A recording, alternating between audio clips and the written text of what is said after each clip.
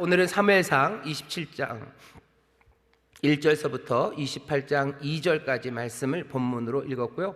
설교의 제목은 다윗은 순둥이가 아니다 라는 제목으로 말씀을 나눌 겁니다. 다윗은 순둥이가 아니에요. 오늘 말씀은 사실은 조금 어렵습니다. 어려운 게 왜냐하면 어려운 이유가요, 무슨 내용이 어려워서가 아니고 이걸 어떻게 우리가 받아들여야 될지가 굉장히 애매합니다. 왜냐하면 오늘 말씀에 보면 하나님이 뭐라고 얘기하시는 게 없어요. 하나님이 이렇게 해라 라고 하는 것도 없고 하지 말아라 하시는 것도 없고, 뭐 하나님이 이 일에 쓱 끼어드셔서 하나님이 인도하시고 역사하셨다 그런 이야기도 없습니다. 심지어는 하나님의 직접적인 말씀은 아니어도 그냥 이 사람이 잘했다 못했다라는 평가라도 있었으면 좋겠는데 그런 평가도 없습니다. 하나님의 말씀도 없고 하나님이 개입하시는 역사도 없고 지금 여기서 벌어지는 일이 잘한 건지 못한 건지에 대해서 아무런 평가도 없어요. 그런데 상황은 아주 애매하고 묘합니다.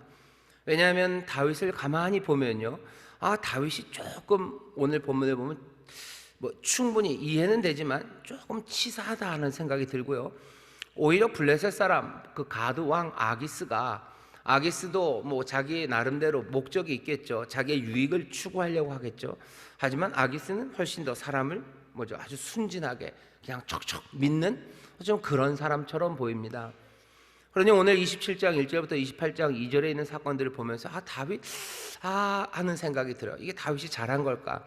우리도 다윗처럼 살라는 말씀인가? 이게 도대체 다윗처럼 살아라 라고 아예 노골적으로 얘기를 하시든지, 아니면 다윗 여기서 잘못했다라고 야단을 치시든지 그러면 좋은데 그렇게 돼 있지 않아요. 그게 우리가 읽는 이 말씀이 갖고 있는 어려움입니다. 그리고 사람들이 이것을 어떻게 해야 될지 의견들이 분분합니다. 본문을 우리가 같이 읽었는데 여러분들이 무슨 얘기인지를 잘 모르시나 본 것 같아요. 왜냐하면 여러분들이 눈을 이렇게 뜨고 저를 보고 계시는데요, 눈이 너무 송아지 같으셔요. 나는 잘 몰라요 이런 눈으로 저를 보셔요. 좋습니다. 1절입니다. 27장 1절이요. 다윗이 그 마음에 생각하기를 내가 후일에는 사울의 손에 망하리니 블레셋 사람의 땅으로 피하여 들어가는 것이 상책이로다. 사울이 이스라엘 온 경내에서 나를 수색하다가 절망하리니 내가 그 손에서 벗어나리라 하고, 우리가 24장 26장에서 사울이 다윗이 살려주죠. 그리고 나서 사울이 다윗에게 한 축복들을 압니다. 양보하죠. 네가 이젠 왕이다. 나 그거 이미 알았다. 네가 이스라엘의 왕이고 하나님이 너를 복주시기 원한다고. 나 이제 너 더 이상 쫓아다니지 않을게 라고 약속을 합니다. 그게 24장 26장에 두 번이나 사울이 그 얘기를 합니다. 하지만 다윗은 그 말을 믿을 수가 없는 것 같아요. 믿을 수가 없습니다. 왜냐하면 말은 그렇게 했어도 사울이랑 다윗 사이에 그 적대적인 관계가 해소된 것은 아니죠. 어쩌면 사울은 안 쫓아다닌다, 그렇지도 않아요. 뒤에 오늘 27장 4절에 보면 사울이 정말로 쫓아다니지 않게 된 이유는요, 4절입니다. 다윗이 가드에 도망한 것을 혹이 사울에게 고하매 사울이 다시는 그를 수색하지 아니하니라. 어쩌면 사울도 다윗을 쫓아가려는, 추적하려는 마음이 조금은 있었던 것 같아요. 근데 다윗은 아예 노골적입니다. 왜냐하면 다윗이 약하기 때문입니다. 양보하고 이제 쫓아가지 않는다라고 했지만 누가 의심이 들어요? 그러니까 연약한 사람이 의심이 들죠. 쫓아올 것 같은 거예요. 쫓아가는 사람은 자기가 쫓아가도 되고 안 와도 돼요. 그러니까 조금은 더 여유가 있지만 도망 다녀야 되는 사람은 더 훨씬 많이 의심해야 합니다. 적어도 다윗은 끝났다고 믿지 않아요. 이건 끝나지 않았어요. 사울은 날 또 쫓아올 거라고 다윗은 분명히 거의 확신합니다. 그리고 이제는 알아요. 내가 도망갈 수 있는 게 그렇게 만만치 않다는 걸 알아요. 이제 온 이스라엘 땅이 사울이 나를 쫓고 있다는 거 알고, 또 다윗도 이제는 몇 번 숨어보면 숨을 데가 없죠. 여러분들 어렸을 때 술래잡기 숨바꼭질 하고 나면요, 처음에 시작할 땐 숨을 데가 많아요. 묘한 곳에 숨어요. 하지만 한 판 끝나고 나면 거기 또 숨을 수는 없어요. 그러면 숨을 곳은 점점 줄어듭니다. 다윗도 한동안 도망 다니다 보니 이제 숨을 곳이 빤해졌어요. 숨을 곳도 없어지고요. 그리고 게다가 점점점 다윗의 사람들은 많아집니다. 600명이 따라다녀요. 600명뿐만 아니라 그 600명의 가족들이 따라다닌답니다.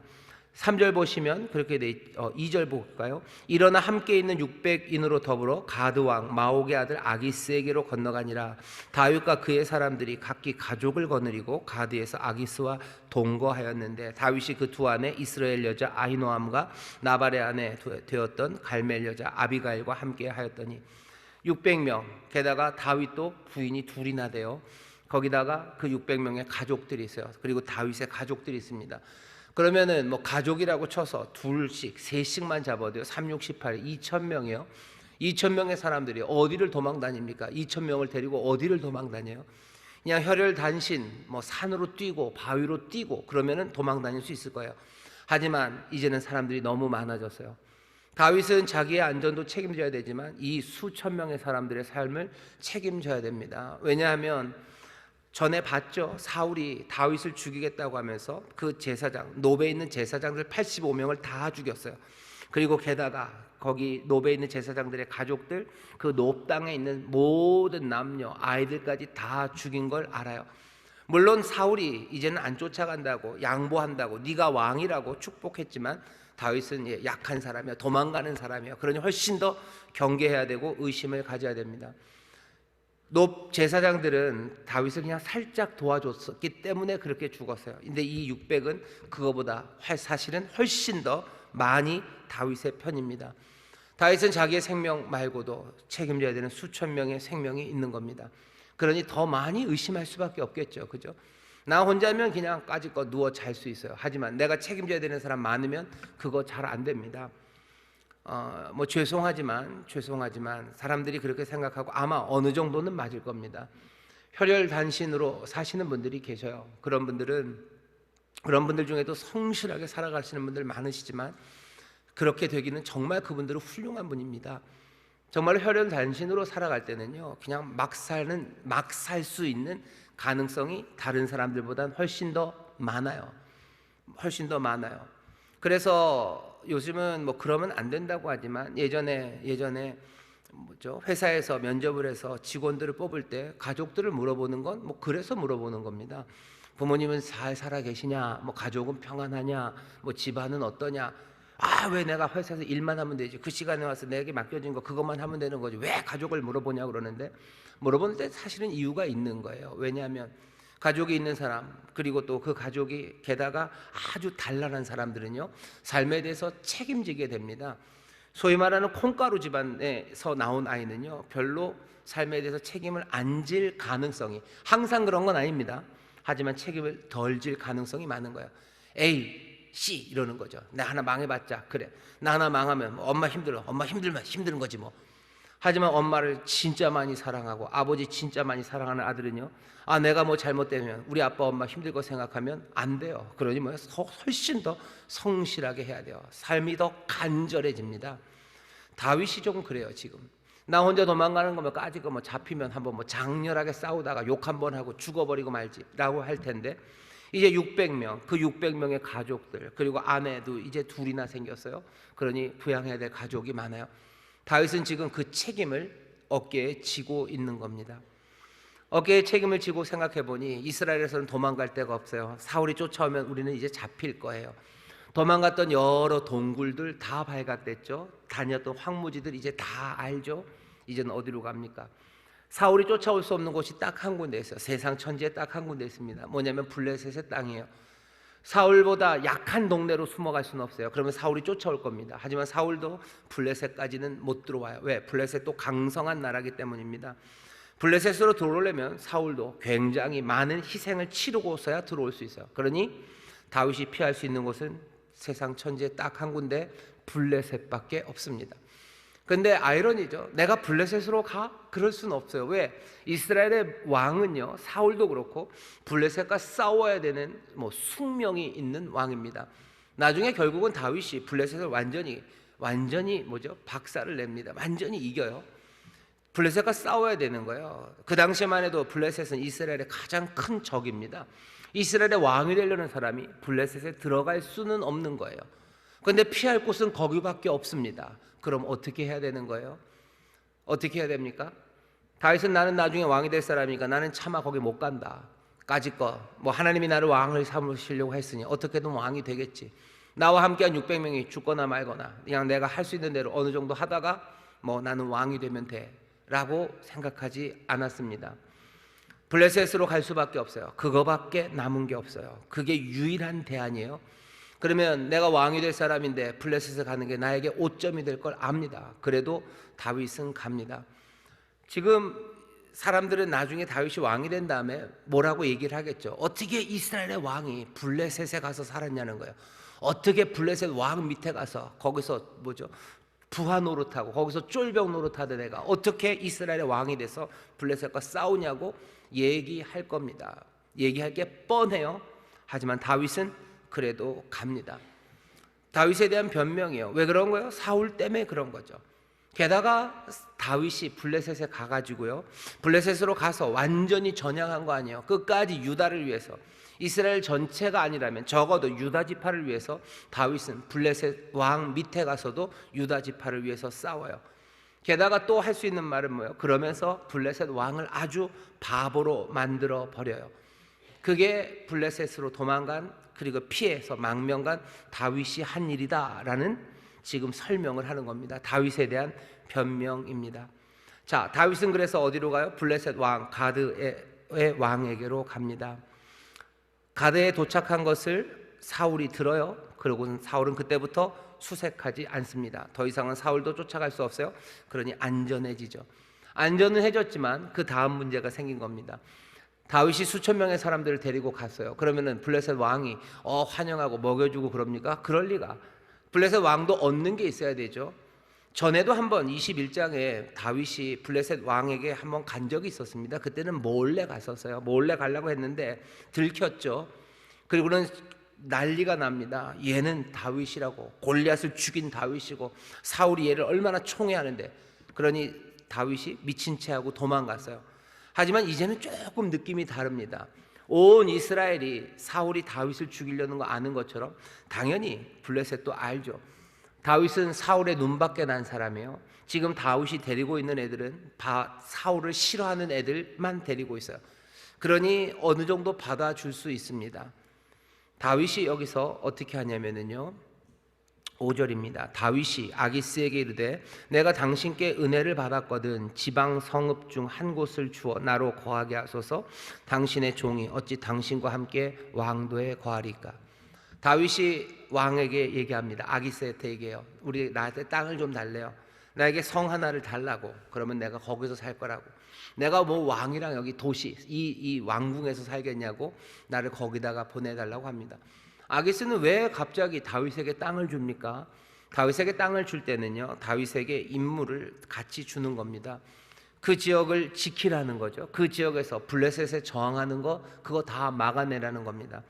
준 땅이 시글락이에요. 6절입니다. 아기스가 그날에 시글락을 그에게 주었으므로 시글락이 오늘날까지 유다 왕에게 속하니라.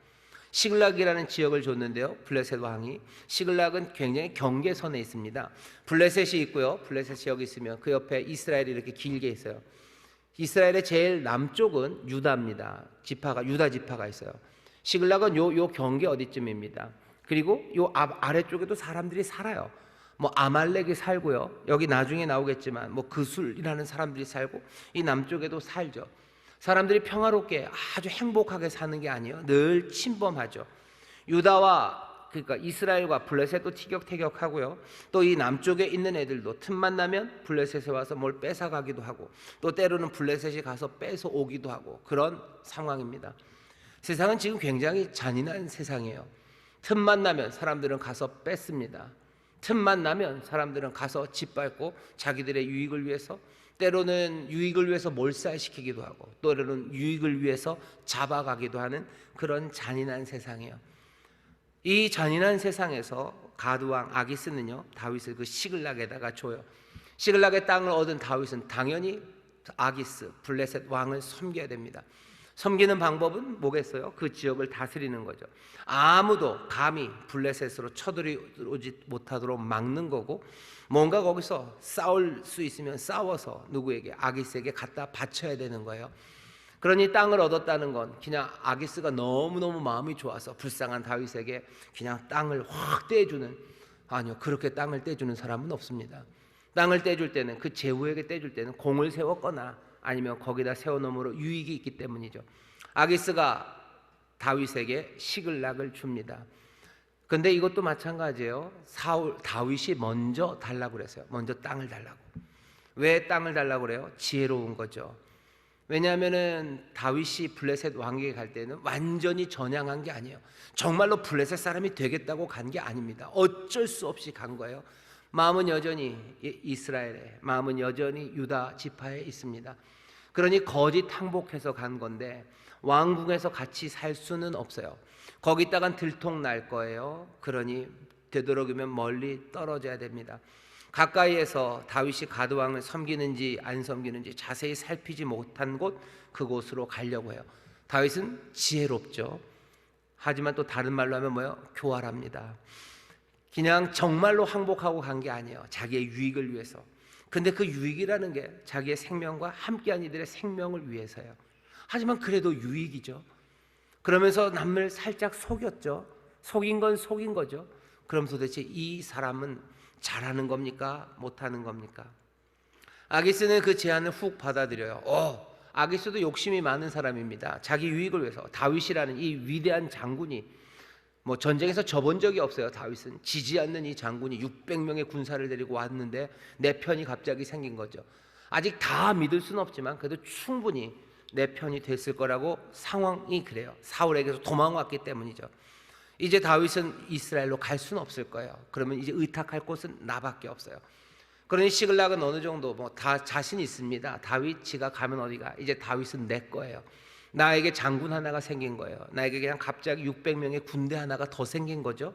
그리고 조금 위험하고 어려운 지역 시글락, 그 지역을 맡겨서 잘 다스리게 한다면 자기에게는 너무너무 좋아요. 그러니 이 아기스도 약간은 교활합니다. 하지만 또 어떻게 보면 다윗의 이야기를 그대로 받아들일 만큼, 다윗이 항복하고 온 것을 그대로 받아들일 만큼 순진하고 어쩌면 무지한 사람이 아기스입니다. 자, 그 다음에 이제 일이 벌어져요. 시글락에 간 다윗은 무슨 일을 합니까? 시글락에서 조용히 있지 않습니다. 8절입니다. 다윗과 그의 사람들이 올라가서 그술 사람과 기르스 사람과 아멜렉 사람을 침노하였으니 그들은 옛적부터 술과 애굽 땅으로 지나가는 지방의 거민이라. 시글락에서요, 그러니까 여기 블레셋, 이스라엘, 그리고 이 남쪽에 애굽이 있습니다. 여기는 광야예요. 여러분들 아시는 광야입니다. 그리고 여기 시내 산도 아래쪽에 있어요. 그 험한 땅이 아래 있는데 다윗이 시글락에서요, 그 남쪽에 있는 아말렉, 그술 사람, 그리고 그니스 사람들을 칩니다. 왜 침노합니까? 뭔가를 뺏기 위해서요. 그리고 동시에 여러분 기억하시나요? 사무엘이 사울에게 아말렉을 다 진멸하라고 했던 바로 그 아말렉입니다. 아말렉은 늘 애굽과 이스라엘, 가나안 땅 사이에 있는 부족인데요, 이스라엘을 괴롭혔어요. 여기 애굽에서 나올 때부터 괴롭혀요. 그리고 그 이후로도 그 남쪽에 자리를 잡고 계속해서 이스라엘을, 특별히 유다를, 왜냐하면 유다가 남쪽에 있기 때문이죠, 유다를 힘들게 했던 사람들입니다. 다윗이 그러니 유다가 힘들어했던, 유다를 힘들게 만들었던 그 부족들을 칩니다. 그술 사람, 기르스 사람, 아말렉 사람을 쳐요. 전통적으로 이스라엘의 적이었던 사람들입니다. 특별히 유다 지파의 적이었던 그 사람들을 칩니다. 이 일은 어떤 결과를 맞을 것 같으세요? 비록 다윗이 블레셋 사람에게로 갔지만 유다의 적을 치는 겁니다. 그러니 유다 백성들, 적어도 이스라엘 전체 땅에서 유다 지파가 제일 아래쪽에 살았는데요, 유다 지파 안에서는 다윗의 명성이 점점 높아지죠. 다윗 굉장히 훌륭해. 도망가서 블레셋에 가서 이 배신자 그랬는데 시글락이라는 땅을 얻더니, 그러더니 어떻게 하는 거예요? 여기 이 남쪽에 있었던 유다의 적들을 치는 겁니다. 그리고 그것들을 다 깨뜨려요. 그러니 묘하죠. 이게 뭔가 싶어요. 뭔가 싶습니다. 그런데 다윗이 그 땅을 쳐서 남녀를 살려두지 아니하고 양과 소와 나귀와 약대와 의복을 취하고 돌아와서 아기스에게 이르매. 다윗이 근데 그 땅을 쳐서요, 특별한 건 거기 있는 모든 남녀를 다 살려두지 않았습니다. 다 죽여요. 왜 다 죽였을까? 나중에 나옵니다. 그 대신 소와 나귀, 그리고 약대, 옷들, 돈될 만한 것들은 다 챙겨서 가져갑니다. 아말렉과 사울이 전쟁할 때 기억나시나요? 하나님이 사무엘을 통해서 다 죽여라, 아무것도 취하지 말아라 그랬어요. 그때 사울이 왕 아말렉 왕을 살려주고요. 그리고 또 뭐하죠? 좋은 양들 가져왔습니다. 그것 때문에 하나님 앞에서 버림받은 게 사울이에요. 같은 아말렉입니다. 그리고 같은 동네 사람들이에요. 다윗은 어떻게 해요? 다 죽이고 그 다음에 또 물건들까지 다 가져왔어요. 물건 가져오면 안 되는 거 아닙니까? 아니요. 여기 하나님께서 뭐 다 죽여라, 아무것도 가지지 말고 다 없애버려라, 그런 말씀 없으셨어요. 그냥 다윗은 가서 자기가 봤을 때 제일 뭐라 그러나 합리적으로 그리고 전략적으로 움직인 겁니다. 좋은 것들을 다 가져다가 아기스에게 줍니다. 그 대신 사람들은 다 죽여요. 왜 그랬을까? 아기스에게 가가지고 다윗이 하는 말을 보십시오. 자, 10절입니다. 아기스가 먼저 말합니다. 아기스가 가로되 너희가 오늘은 누구를 침노하였느냐? 다윗이 가로되 유다 남방과 여라무엘 사람의 남방과 겐 사람의 남방이니이다. 유다의 남방이래요. 그리고 겐 사람의 남방이래요. 그리고 여라무엘 사람의 남방이랍니다. 사실은 이게 조금 애매해요. 그러니까 남방이라면요, 네게브라는 얘기인데 지역입니다. 그러니까 유다의 남방, 유다가 있는 뭐 남방이라는 네게브지요. 여라무알의 네게브지요. 아니면 겐 사람이 살고 있는 네게브지요. 그 지역을 쳤다라는 말처럼도 들리고요. 헤브리 성경을 보면 약간 그 순서가 반대입니다. 남방 네게브에 있는 뭐 유다, 네게브에 있는 여라무엘, 그리고 이 네게브에 있는 겐 사람을 쳤다고 얘기를 해요. 그게 사람을 쳤다고 지금 얘기하는 건지 아니면 그 지역을 쳤다고 얘기하는 건지 다윗이 애매하게 말합니다. 하지만 중요한 건 애매하게 말하면서도 여기에는 뭐가 있어요? 거짓말이 있어요. 아말렉을 쳤다고 안 그래요. 그 수를 쳤다는 말은 없어요. 그리고 여기 기르스를 쳤다는 말은 없어요. 다윗이 가서 아말렉을 치고 그 수를 치고 그리고 그리스를 쳤으면 저기 뭐죠? 아기스도 압니다. 요놈 봐라. 유다의 적들만 친 거예요. 근데 다윗이 지금 얘기하는 건요, 유다의 친구들입니다. 유다와 잘 지내고 있는 사람들, 그리고 내가 유다의 남방을 쳤다는 거예요. 그러니 아기스에게는 뭐라고 얘기하는 거예요? 내가 유다 그 지역 사람들에게 나쁜 짓 하고 왔다고 지금 보고하는 거예요. 사실은 그 사람들에게 칭송받을 만한 좋은 일 하고 나서요, 지금 다윗은 와서 아기스에게 거짓말하는 겁니다. 내가 이제 이스라엘 사람일 수가 없어. 왜? 내가 유다의 남방을 쳤어요. 그들의 친구, 친척들인 여라무엘의 남방을 쳤어요. 겐 사람의 남방을 쳤어요. 그러니 나는 이제 확실하게 당신 편이에요. 나는 이제 돌아갈 수 없죠. 뭐 초한지 같은 데 보면 잔도를 태운다고 그래요. 그냥 출렁다리 같은 거 그거 하나 겨우 남겨놓은 다리 하나.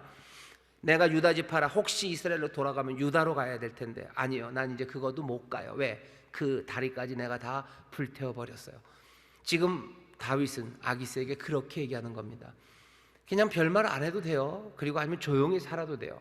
하지만 다윗은 그렇게 하지 않아요. 자기가 유다를 위해서 해야 되는 일도 하고 또 그 일을 통해서 아기스에게 신임을 얻기 위해서 거짓말까지 합니다. 이 사람은 어떤 사람이요? 전쟁에 나가서 이긴 걸 보면 분명히 용맹한 사람이에요. 그리고 계산이 뭐 정말 착착착착 나가는 사람이에요. 그리고 또 거짓말도 참 잘하는 사람입니다. 용맹해요. 하지만 또 교활합니다. 지금 우리가 다윗을 그렇게 보고 있어요. 다윗이 처음 소개될 때는, 사무엘이 소개할 때는요, 얼굴이 붉고 잘생긴 소년이었어요. 우리 그냥 그렇게만 알았어요. 얼굴이 붉고 잘생겼구나, 뭐 임영웅 같겠다, 뭐 이렇게 생각했을 거예요. 근데 16장에 다윗을 사울에게 소개할 때는요, 수금을 잘 타는 사람, 수금을 잘 타고 아주 용맹하고, 그죠? 혹이 있고 말도 잘하고 구변도 좋고, 그래서 많은 사람들에게 칭찬받는 그런 훌륭한 청년, 그렇게 소개가 됐고, 우린 여지껏 다윗을 그렇게 보아왔습니다. 전쟁에 나가면 하나님이 도우셔서 다 승리하고 돌아오고, 사울이 죽이려고 그러면은 또 도망가고, 사울을 위해서 수금을 타고, 그렇게 또 사울을 죽일 수 있는 기회가 있어도 죽이면 안 된다 하고 떠나가고, 우리는 다윗을 그렇게만 쭉 알아봤어요. 그냥 여전히 다윗은 뭐죠? 얼굴이 붉고 잘생기고 착하고 순둥이고 하나님 말씀 그것만 따라 살아가고 정말로 순진무구한 청년, 그래서 하나님이 이 사람을 사랑하나 보다라고 생각했는데, 오늘 27장에서 보이는 다윗은 장난이 아니에요. 사실은 우리도 전에도 살짝 봤습니다. 사무엘상 25장에서 아비가일의 남편이죠, 나발에게서 모욕당하고 자기의 10명의 소년이 다시 돌아왔을 때 다윗이 어떻게 하죠? 다윗은 거기에 대해서 뭐 억울하다, 분통 터진다 말하지 않아요. 말이 많은, 그러니까 많이 짖는 개는 물지 않습니다. 그러니까 무는 개는 짖지 않아요. 다윗이 어떻게 합니까? 거기서 뭐 억울하고 세상에 이럴 수가, 뭐 저딴 인간이 있어, 그런 말 안 합니다. 그냥 칼 차라 얘기죠. 칼 차라. 그리고 자기도 칼 딱 차고 그리고 그냥 나가는 사람이에요. 그런 거 보면 다윗이 어떤 사람인지 우리가 조금 알 수도 있었습니다. 오늘 여기 지금 이 본문까지 보면요, 다윗은 아주 굉장히 뭐라 해야 되나, 무시무시합니다. 이 사람 무시무시해요. 이 사람 거칠어요. 이 사람은 거칠고요, 어떻게 보면 굉장히 무서운 일도요 그냥 단박에 해내는 사람입니다. 생존자를 남겨두지 않아요. 왜 남겨두지 않았어요? 나중에 거짓말할 거 생각하고, 내가 그 왕에게 가가지고는 유다의 남방, 여라무엘의 남방, 겐 사람의 남방을 쳤다고 거짓말해야 돼요. 사실은 누구를 쳤는데요? 아말렉을 쳤는데, 내가 구슬 사람 쳤는데, 구슬 사람, 아말렉 사람 남겨놓으면 나중에 와서 얘기하겠죠. 유다의 그 다윗이 우리를 쳤다고. 하지만 다 죽였어요. 그거 말할 사람 아무도 없어요. 그러니까 뭐예요? 입막음한 거예요. 입을 다 막아버린 거예요. 어떻게? 죽여서. 이거 무슨 공포영화, 무서운 영화에 나오죠. 죽여라, 후환을 없애야 된다. 지금 다윗이 그 일을 한 겁니다. 무시무시한 일을 해냅니다. 아기스는 행복해요. 아기스는 행복합니다. 다윗이 가축도 가져오고 옷도 가져왔어요. 명품 옷 갖고 왔겠죠. 좋은 옷 가져오고. 그러니 자기는 부유해졌어요. 게다가 이제는 다윗은 확실하게 내 편이 되어버렸어요. 11절입니다. 다윗이 그 남녀를 살려 가드로 데려가지 아니한 것은 그의 생각에 그들이 우리에게 대하여 이르기를 다윗의 행사가 이러하여 블레셋 사람의 지방에 거하는 동안에 이같이 행하는 습관이 있다 할까 두려워함이었더라. 살려두지 않은 건 다윗에 대해서, 다윗이 무슨 짓을 하는지 얘기할까 봐요. 12절입니다. 아기스가 다윗을 믿고 말하기를 다윗이 자기 백성 이스라엘에게 심히 미움을 받게 하였으니 그는 영영이 내 사역자가 되리라 하니라. 이제 다윗은 내 편이다. 아기스는 순진해요. 깜빡 속아 넘어갔습니다. 다윗은 용맹해요. 교활해요. 머리가 착착 돌아가요. 그리고 거짓말도 잘합니다. 아기스 그 왕이 그냥 꼴딱 속아 넘어갔습니다. 28장 1절입니다. 그때 블레셋 사람이 위기가 와요. 다윗은 시글락에서 어느 정도 버틸 수 있을 거라고 생각했어요. 하지만 그게 자기 생각대로만은 안 됩니다. 위기는 이렇게 옵니다. 블레셋 사람이 이스라엘을 쳐서 싸우려고 군대를 모집한지라 아기스가 다윗에게 이르되 너는 밝게 하라. 너와 네 사람들이 나와 한 가지로 나가서 군대에 참가할 것이니라. 아기스가 너무 믿어버렸어요, 다윗을. 그러니 블레셋과 이스라엘이 싸웠는데 다윗 너보고 오래요. 너 와서 나랑 같이 싸우자. 이스라엘과 싸우러 가자 그러면 당연히 다윗도 올 거라고 아기스는 생각합니다. 그만큼 신뢰했어요. 어쩌면 다윗이 시글락에서 애매하게 있었으면 그 정도는 아니었을 겁니다. 하지만 다윗은 정말로 안전을 지키기 위해서 어떻게 한 거예요? 거짓말로 거기 가서 알린 거예요. 여기 그 술 사람들, 아말렉 사람들 그냥 죽여서 입 막아버렸으면 됐을 텐데 거기를 그걸로도 안 되죠. 그 사람들 죽이고 재산들 또 챙겨다가 아기스에게 갖다 주면서 신임을 쌓았어요. 신임을 쌓은 결과가 어쩌면 신뢰를 너무 많이 쌓았어요. 그러니 이스라엘과 전쟁하러 나가는데 아기스가 같이 가자고 합니다. 위기죠. 최악의 상황입니다. 안 간다고 할 수 없어요. 안 간다고 할 수 없어요. 간다고 할 수도 없어요. 왜? 그냥 도망와서 시글락에 있는 것과는 얘기가 달라요. 이스라엘과 정말로 칼과 창을 들고 싸워서 이스라엘을 죽인 사람이 이스라엘 왕이 될 수는 없지 않습니까? 그렇다고 거절하면 아기스가 의심하고 그리고 자기의 사람들을 치러 올 겁니다. 그건 다윗이 감당할 수가 없습니다. 진퇴양난, 최악의 상황입니다. 이 최악의 상황에서 다윗은 어떻게 고민합니까? 아니요, 그냥 바로 뻥을 칩니다. 28장 1절부터 다시 읽겠습니다. 그때 블레셋 사람이 이스라엘을 쳐서 싸우려고 군대를 모집한지라 아기스가 다윗에게 이르되 너는 밝게 하라. 너와 네 사람이 나와 한 가지로 나가서 군대에 참가할 것이니라. 다윗이 고민합니까? 다윗이 고민 안 합니다. 고민하면 들키는 거예요. 바로 대답해야 돼요. 다윗이 아기스에게 이르되 그러면 당신의 종이 행할 바를 아시리이다. 내가 어떻게 할지 잘 아시면서 뭘 또 그걸 당연히 가죠. 약간은 설레발치면서 바로 대답합니다. 다윗이 그 대답을 하면서 속은 썩어 들어갈까요? 이걸 어쩌나. 하지만 바로 대답해요. 연기력이 대단하죠. 아기스가 그걸 보면서 뭔가 의심하지 않아요. 바로 또 아기스는 즐거워요. 아기스가 다윗에게 이르되 그러면 내가 너로 영영이 내 머리 지키는 자를 삼으리라. 어떻게 하겠대요? 내 근위병, 나를 지키는 내 보디가드가 되라. 너와 네 군대가 나를 지키는 근위 돼. 나랑 가장 가까이 있죠. 어쩌면 다윗이 걱정하지 말고 전쟁터 간다고 그랬을 때는요, 가서 뭔가 기회를 보려고 했던 것 같아요. 전쟁터는 굉장히 혼란합니다. 어디서 싸우고 있는지 누가 합니까? 어디 그냥 조용히 숨어 있든지 슬슬 맴돌든지 아마 그런 생각했을 것 같아요. 하지만 대답을 너무 잘했나 봐요. 아기스가 그 대답을 듣니 마음이 너무 들어요. 이렇게 충성스러운 사람이 있다니. 너 내 근위대가 되라고. 이젠 도망도 못 갑니다. 전쟁터 어디에 숨을 수도 없어요. 아기스 바로 옆에 있어야 됩니다. 문제는 훨씬 더 심각해져 버린 겁니다. 아기스 옆에 있다는 건 배신하기도 어렵고 슬슬 전쟁할 수도 없다는 것뿐만 아니라 온 이스라엘이 다윗이 아기스 옆에서 싸우고 있다는 걸 보는 거예요. 이건 치명적입니다. 이러고도 왕이 될 수 있을까? 왕이 될 수 있을까? 다윗은 지금 어마어마한 위기에 놓입니다. 긴장할 수밖에 없어요. 여러분도 어떻게든지 궁금하시죠?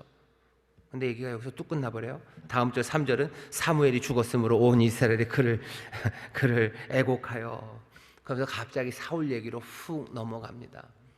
사울 이야기도 마저 해야 돼요. 그러니 사울 얘기 먼저 하고 이 이야기 마저 하겠다는 겁니다. 오늘은 여기까지인데요. 아까 말씀드린 것처럼 여러분들 굉장히 애매하죠. 다윗처럼 살아야 됩니까? 거짓말하고 교활하게 해야 됩니까? 근데 또 거짓말하고 교활하게 했다고 막 뭐라 그러기는 참 애매한 게, 다윗이 한 일을 보면요, 약한 사람이기 때문에 그래요. 약한 사람이, 그리고 약한 사람들을 데리고 잔인한 세상에서 살아가야 됩니다. 모두가 다 착한 사람들이 살아가는 곳이 아니에요. 잔인한 세상에서 약한 사람과 그리고 약한 사람들을 책임져야 되는 사람, 그 사람이 살아가는 거예요. 그래도 주님을 의지해야 되는 거 아닙니까? 라고 말할 수도 있어요. 여기서 다윗의 한 일을 대해서 다윗 그래도 주님을 의지했었어야 됐다라고 얘기하지 않습니다. 그렇게 얘기하신다면 까짓거 우리는 믿음으로 그래 이렇게 힘들고 어려워도 연약해도 이 잔인한 세상에서 예수님 믿고 절대로 거짓말하면 안 되고 남 속이면 안 되고 내가 그렇게 아주 순둥이처럼 살아야지 라고 아마 여러분들 결심하실 수 있으실 겁니다. 근데 그렇게도 얘기를 안 해주셔요. 아니면 아예 그냥 다윗처럼 네가 할 수 있는, 거짓말을 잘하면 거짓말로, 연기력이 좋으면 연기력으로, 어쨌든 뭘 해서든지 살아남아라 라고 그냥 얘기해 주셨으면 까짓거 할렐루야 알겠습니다, 최선을 다해서 거짓말 해보겠습니다, 그럴 텐데 그것도 아니에요. 그냥 애매하게 이렇게 남겨놨어요.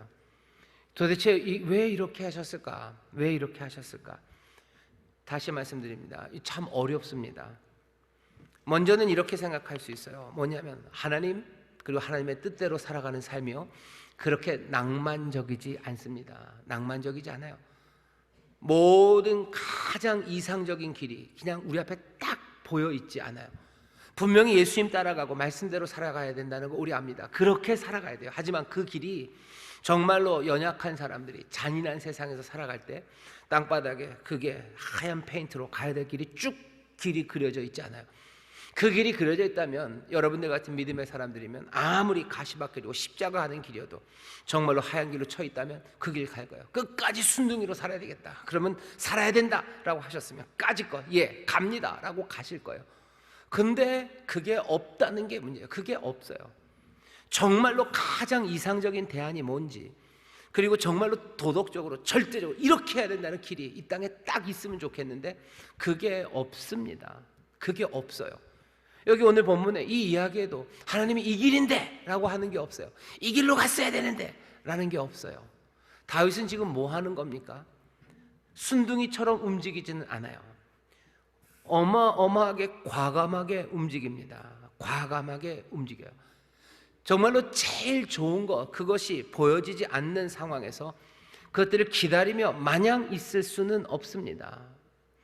길이 그려질 때까지, 하얀 페인트로 내가 갈 길을 그릴 때까지 제일 이상적인 대안, 가장 올바른 도덕적인 태도, 그것들이 그려질 때까지 기다리고 앉아 있을 수는 없습니다. 완벽하게 깨끗하게, 그래서 하나님의 뜻이 늘 아주 낭만적으로 그려질 거라고 너무 순진하게 생각할 수 없습니다. 그럼 어떻게 해야 됩니까? 그럼 어떻게 해야 됩니까? 오늘 말씀이 우리에게 알려주는 건 제 생각엔 여기까지입니다. 밑바탕에 깔려 있는 건요, 우리가 이 말씀을 읽으면서도 다윗이 어떻게 해야 된다고 설명을 안 해요. 그냥 이렇게 다윗이 훅훅훅 해나가는 것에 대해서 뭐라고 세우는 게 없어요. 그 이야기는 하나님께서 다윗에게 기름 부으시고 이스라엘의 왕으로 삼으시고 이 모든 슬프고 잔인하고 어쩌면 이 과감하고 어쩌면 이 용맹한 이 삶의 현장에 그 역사가 흘러가는 그것 안에서 하나님이 거기에 함께 계시다는 것, 그것만은 흔들리지 않는 거예요. 하나님이 함께 하셔요. 하나님이 지키시고 하나님이 보호하실 거예요. 그 믿음이 밑에 깔려 있는 거예요. 이건 흔들리면 절대 안 됩니다. 그리고는 어떻게 하는 거예요? 내 삶에서 벌어지는 그 길에 정말로 흰 선이 그려지지 않을 때 내가 과감하게 걸어가야 된다면 여러분들 과감하게 가십시오. 과감하게 가십시오. 내가 힘차게 일어나야 되고 내가 용맹하게 뛰어나가야 될 때 길이 없고 아니 또 흰 선이 그려지지 않다고 해서 주저앉아 있을 수 없어요. 내 아이가 울고 있는데 주저앉아 있을 수 없어요. 여기 죽어가는 사람들이 있고 정말로 피할 곳이 없는데 거기서 신선이 그려지지 않다고 해가지고 그 소낙비를 다 막고 있을 수는 없어요. 뭐 어떤 우산이라도 펴야 되면 그거 펴야 됩니다. 그리고 가야 된다면 가면 돼요. 어떻게 합니까? 그러면 확신이죠. 여호와께서 하나님이 역사를 움직이고 계시고요, 하나님께서 하나님의 선하신 뜻을 이루실 거라는 확신을 가지고 내 산에 내 앞에 흰 선이 그려지지 않을 때라도 내가 걸어가야 되고 내가 해야 될 일을 과감하게 걸어가는 겁니다. 낭만적이지 않죠. 너무 깨끗하지가 않죠. 그러니 광야 길입니다. 그러니 기도해야 되는 거예요. 하나님 앞에 부르짖어야 되는 거고 애통함으로 걸어가는 거예요. 다윗이 이 일을 하면서 그냥 타고난 거짓말쟁이요, 타고난 연기자요, 너무너무 그냥 안팎으로 교활해서 우리는 다윗을 그렇게 배우지 않았어요. 처음 처음에 어떻게 얼굴이 붉고 아름다워요, 호기롭고 언변이 좋고 말 잘하고 뭐 충성되고 하나님 말씀대로 살려고 애쓰는 사람인 걸 압니다. 그런 사람이에요. 하지만 내가 걸어가야 되는 길 어찌 해야 될지 모르는 정말로 가장 이상적인 길이 그려졌으면 좋겠는데 그 길 안 걸어질 때 다윗은 그냥 주저앉아 있지만은 않습니다. 해야 되는 그 일 하는 거예요. 그럼 거짓말해도 되나요? 애매합니다. 애매합니다. 근데 정말로 내가 연약하고 잔인한 세상에서 아주 깨끗하게 해야 되는 그 길이 그려지지 않을 때가 많아요. 나 혼자면, 아까도 말씀드렸죠, 나 혼자면 까짓거 내가 하고 죽을 것 같은데 내가 책임져야 되는 600명과 그 가족들이 다 있는데 그때는 어떡합니까? 다윗은 그래서요, 아주 노골적인 악당은 아니에요. 늘 조금씩 아주 애매하게 자기들을 지켜내기 위해서 해야 되는 일들을 뭐죠? 조금은 과감하게, 그리고 때로는 인정사정 없이 무자비하게 해냅니다.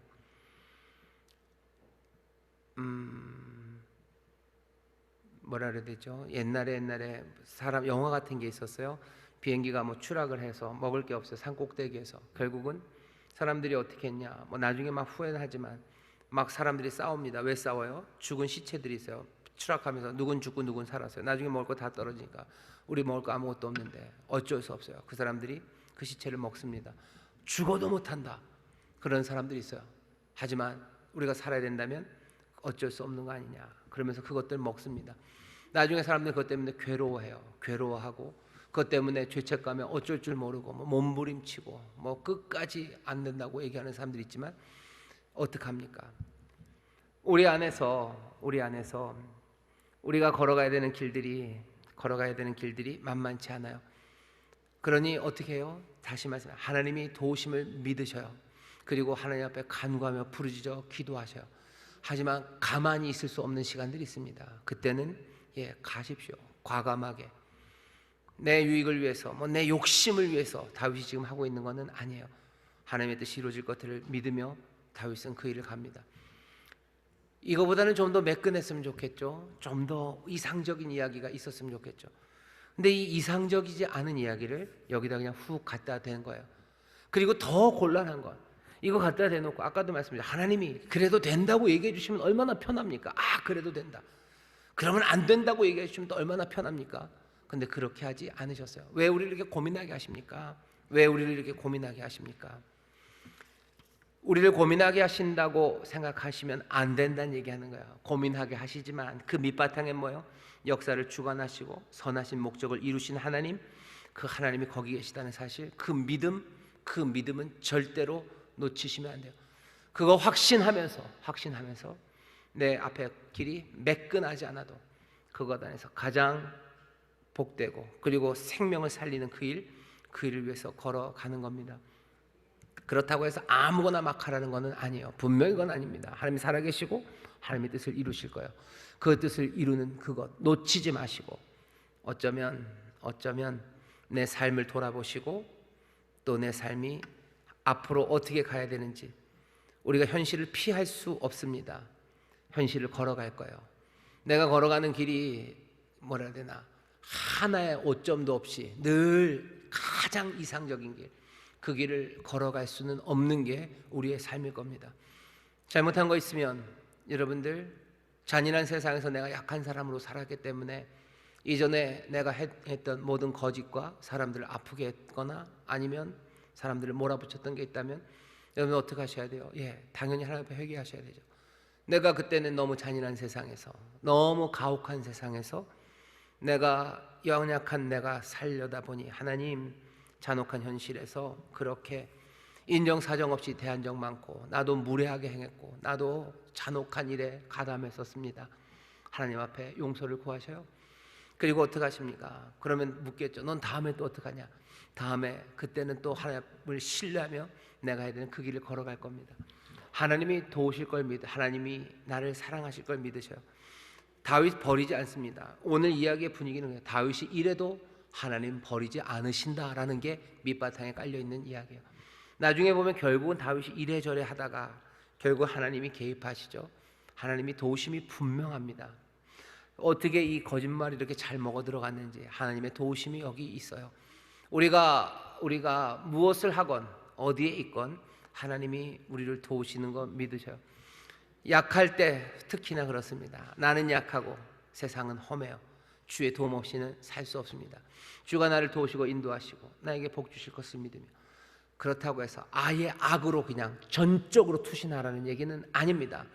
내 앞에 이상적인 길, 흰 선이 그려지지 않아도 걸어가야 되는 그 일이 있다면 과감하게 가십시오. 내 삶을 다시 한번 돌아보며 하나님 앞에 가십시오. 그게 우리가 알고 있는, 그리고 또 우리가 걸을 수 있는 최선의 길이라면 하나님 거기서 더 좋은 것들을 만들어내시고 또 용서하시고 또 그곳에서 더 하나님 앞에 가까이 갈 수 있도록 길을 여시고 다른 사람들에게도 복이 되게 하실 줄 믿습니다. 기도하겠습니다. 하나님 감사합니다. 하나님, 우리의 인생이 얼마나 복잡한지 우리도 이만큼을 아는데 하나님은 또 얼마나 잘 아십니까? 하나님, 하나님의 선하신 뜻이 이루어질 것, 그리고 하나님이 우리에게 주신 약속, 그 약속을 이루실 것, 그것들을 붙잡고 아버지 하나님, 정말로 어찌해야 될 바를 모르고 또 아무 길 보이지 않을 때라도 주여 믿음으로 주를 신뢰함으로 과감하게 생명을 위하여 이웃을 위하여 주여 움직여가는 우리의 발걸음에 주님 함께하여 주옵소서. 주님 긍휼히 여겨주시고 주님 용서해 주실 것들 많습니다. 주의 용서하심을 또한 바라고 또 그럼에도 모든 것들이 합력하여 선을 이루실 하나님을 기대하며 주여 과감하게 앞으로 나가는 이들, 아버지 하나님 그 마음의 고민을 아십니다. 주를 향한 간절함을 아십니다. 주여 이 모든 것들이 주를 떠나가는 이유가 아니라 주를 더 신뢰하고 주의 긍휼하심과 자비하심을 붙잡는 이유들이 되게 하여 주옵소서. 감사드리며 예수님 이름으로 기도하옵나이다. 아멘. 아멘.